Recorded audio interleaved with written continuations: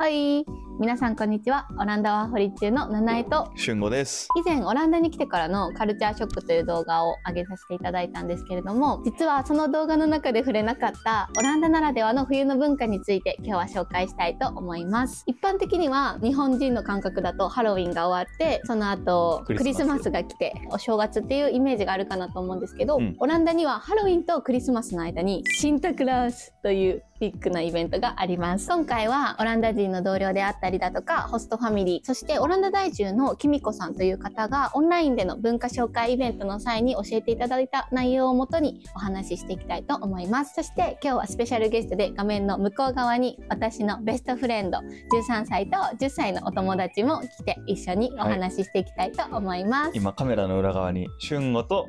オランダ人のベスティたち2人が構えてます。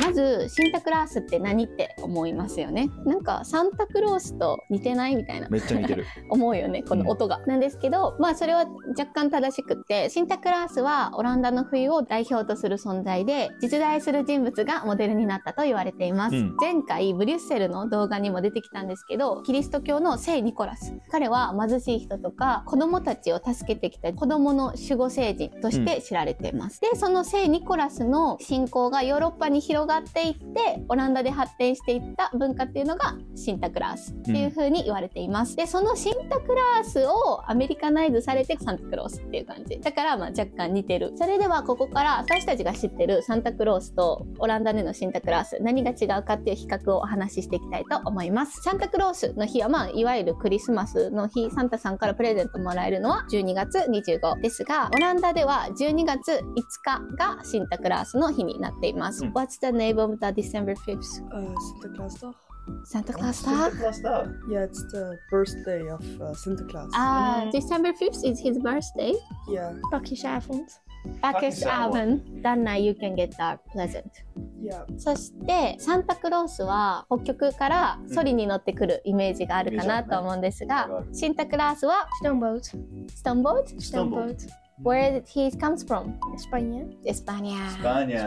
シンタクラースはスペインから蒸気船に乗ってオランダにやってきます。そしてサンタさんは赤い衣装を着てとんがった帽子、白いふわふわみたいなイメージがあると思うんですが、シンタクラースが着ている衣装っていうのは主に特徴的なものが3つあります。Meter and then the mantel and then the stof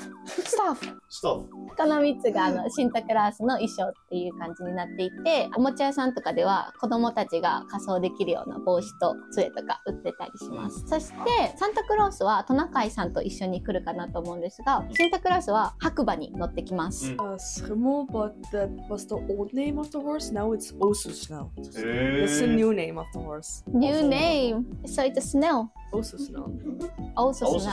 それはシンタクラースが乗ってる白馬の名前で、サンタクロースの助手としてはエルフ、おもちゃ工場で働いてるエルフとかのイメージあるかなと思うんですけど、シンタクラースは蒸気船に乗ってオランダに来る際に助手をいっぱい連れてくるんですけど、その助手の名前がピーターで、サンタさんは大きな白い袋を持ってプレゼントを担いでくるイメージがあるかなと思うんですが、シンタクラースは麻の袋に入った麻の袋にプレゼントを入れてきます。そしていい子はプレゼントがもらえるっていうのは一緒なんですが、シンタクラースの場合は悪い子には何が起こるかというと You get put in the sack and taken to Spain. 怖いYou get kidnapped, basically. というわけでオランダでは悪いことをしてると子供たちは麻の袋に入れられてスペインに連れてかれるよっていう話があります。怖い。現実的で怖い。It's so scared. で、クリスマスは暖炉のところに靴下をかけて、その中にプレゼントが入ってるみたいなイメージがあるかなと思うんですけど、俺もやったわ、ちっちゃい時。シンタクラースは靴下ではなく靴の中にボトル Carrot. like quarter Yeah. care for the horse. horses. Yeah. さっきの白馬のために人参とかを入れて靴を置いておくと次の日にプレゼントとかお菓子に変わってるっていうような感じになってます。ルーツは似てるのでなんか若干ね微妙にかすってるの、なんか似てるようでちょっと違うみたいな。そう、若干違うところがたくさんあって、ではだ私たちの感覚としてはオランダでハロウィンっていうのは全然大きなイベントっていうイメージがなかった。似たような別のイベントがあったりもするんですけど、10月の終わりぐらいからスーパーとか小売店みたいなお店屋さんに急にシンタクラースの商品がバーッと並び始めて、で私たち知らないから何これみたいななんかいきなりねざわざわってし始めてて、いろんな人に聞いてこういう文化があるんだっていう風に知ったっていう感じになります。何をもってシンタクラースのものが並び始めたかっていうと、例えばChocoladeletter. これは Paper note. Paper note。あとはそのシンタクラースの衣装とか、そのお助けのピートの衣装とかがバーって並び始めて、あ、そういうイベントがあるんだっていう風に10月末ぐらいから気づき始めるっていう感じです。驚いたのがシンタクラース自体のイベントがめっちゃ社会的にでかくて、も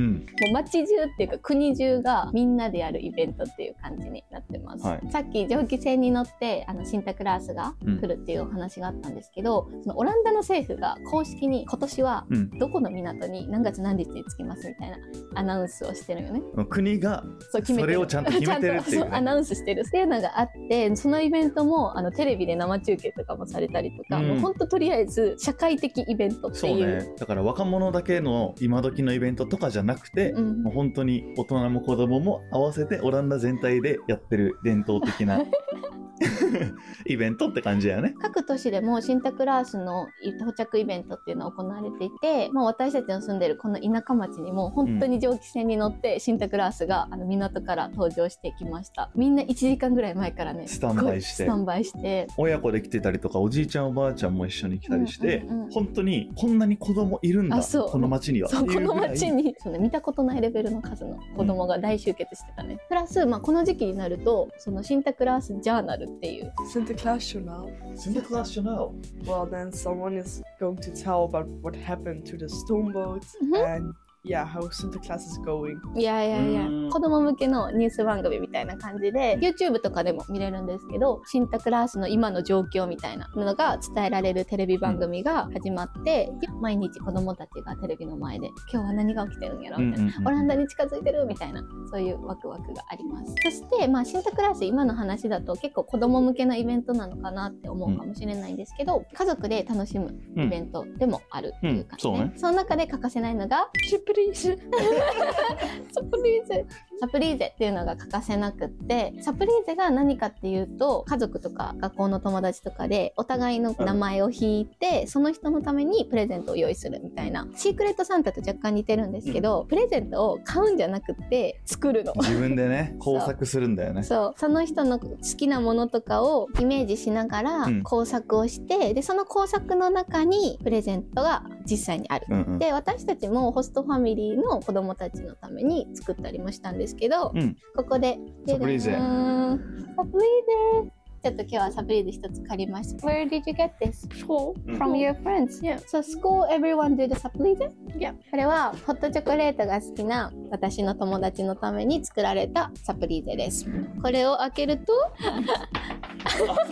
ペッパーのペンが開けるとこの中に実際プレゼントがあるね。こんな感じで入ってたりと、あとこのサプリーゼですごい大事なのがシンタクラースからのお手紙っていう感じで詩がポエムが書かれてます。このプレゼントを渡す子のために書かれたポエムがこんな感じで入ってて、この2つがセットでサプリーゼ。お姉ちゃんの方が今サプリーゼを持ってきたんですけど、すごいね。It's yours? すごい。Is it Totoro? Who made this? Your mom? すごい。わーすごい。かわいい。すごいね。ママからのサプリーゼで、この中にポエムとプレゼントも入ってたと。素敵ですね。こんな感じでオランダ人は年に1回必ずクリエイティビティを出さないといけない。この時期になるといろんなお店の工作コーナーが何もなくなる。絵の具とかさ、段ボールとか売ってるとこカラッカラになってたよね。みんなこの時期になると頭を悩ませてるよね。そう。作んなきゃーっつって。何作ろうみたいな。で、あともう一つ私たちが実際にやったのが、ダブルスペルっていうゲームで、家族ととか友達とかと遊ぶんですけど、みんなでこうプレゼントをおのおのに買ってきて、ルール的にはサイコロを振って、出た目に書かれてる内容に合わせてプレゼントがもらえたり、そうそう、誰かに渡したり回したり、そうそう、で最終的に時間制限の間で自分の手元に残ってるのが自分のプレゼントみたいな、だからプレゼント1個じゃなくって右の人に1個あげるとか前の人から1個もらうとか、なんかそういう風に遊ぶダブルスペルっていうのも実際やりました。ありました。めっちゃ盛り上がった。楽しかったよね、あれも。というわけでシンタクラース自体は、サンタさんの別バージョンっていうわけではなくって、本当にオランダの歴史とか、その手作りで何か作るっていうね、価値観の部分がすごく大いに影響された文化として、私たちも初めてこの冬来て経験したんですけど、素敵な文化だなと思ってご紹介させていただきました。で、なんか結構さ、ワーホリとか調べるときお金のこととかビザの申請方法とかも調べるけど、こういうね、その本当に生活に関係ある文化みたいな部分も私たちの YouTube を通して伝えれたらいいなと思ってお話しさせていただきました。今日の冒頭にお話しさせていただいたキミコさんという方はオランダに長く住まわれている方で、日本人の方向けにオランダ語のレッスンとかもされているので、ぜひ概要欄からキミコさんのインスタグラムもチェックしてみてください。いかがだったでしょうか。オランダに住んでみないとなかなか知ることがない文化なので、少しでも伝わっていたら嬉しいです。またこのチャンネルではオランダワーホリや海外生活の様子を定期的にお届けしておりますので、高評価、コメント、チャンネル登録などしてもらえると嬉しいです。それでは次回の動画でお会いしましょう。